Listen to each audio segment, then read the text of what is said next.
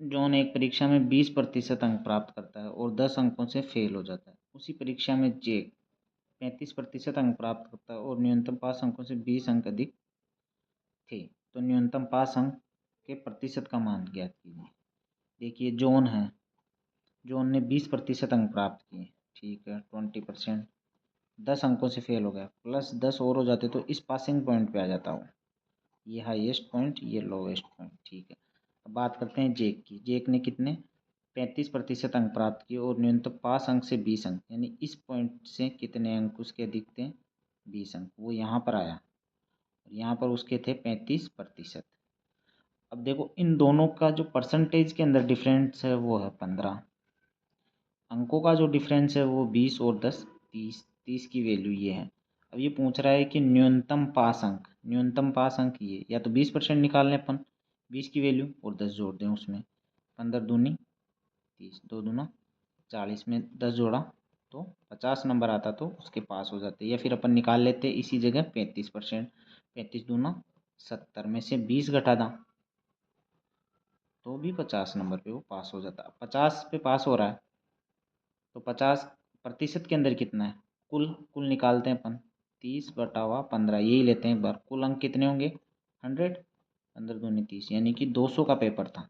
200 में से 50 में पास हो रहा है, तो प्रतिशत के अंदर 50 में पास हो रहा है, 200 में से गुणा 100, 2 जीरो से 2 जीरो 2 से 25%।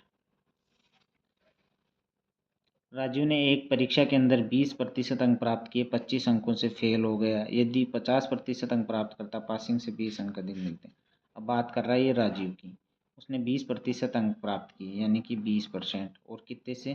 प्लस 25 कर लेता तो यहाँ पासिंग पॉइंट पे आ जाता वो, जबकि उसने ये बता रहा है कि भाई अगर वो 50% अंक प्राप्त करता ये वाले बिंदु पे तो उसके पासिंग का अंक इससे कितने 20 ज़्यादा थे, परसेंटेज का डिफरेंस कितना है 30, अंकों का डिफरेंस कितना है 45 की वैल्यू ये है कुल 100। अब ये बोल रहा है कि परीक्षा के पासिंग अंक कितने थे, पासिंग 20% निकाल लेते हैं एक बार अपन, क्यों टोटल निकाले अपन 20 निकाल लेते हैं, 0 से 0 3 से 15, 15 दूनी 30, 30 के अंदर कितने 25 जोड़ 45 पे वो पास हो जाता। एक उम्मीदवार जो परीक्षा में 20% अंक प्राप्त करता है और 30 अंकों से फेल हो जाता है, यानी कि उसने 20% प्राप्त करे प्लस 30 और कर देते तो वो पासिंग पॉइंट पे आ जाता, ठीक है। लेकिन दूसरे उम्मीदवार ने कितने 32% अंक प्राप्त करे, 32% ये हाईएस्ट पॉइंट है, जो उसके पास होने के लिए आवश्यक अंकों से 42 अंक अधिक थे, यानी कि इनके बीच डिफरेंस था 42 नंबर, उसके पासिंग पॉइंट से ज़्यादा है, तो परसेंटेज के अंदर डिफरेंस 12। वो बोल रहा पासिंग पॉइंट अधिकतम अंकों की संख्या, अधिक हाईएस्ट तो 100 होंगे, जबकि इन दोनों का अंतर 72 है, प्रतिशत में अंतर 12 है, गुणा 100 12 छिक्की 72, यानी कि 600 नंबर का वो पेपर था।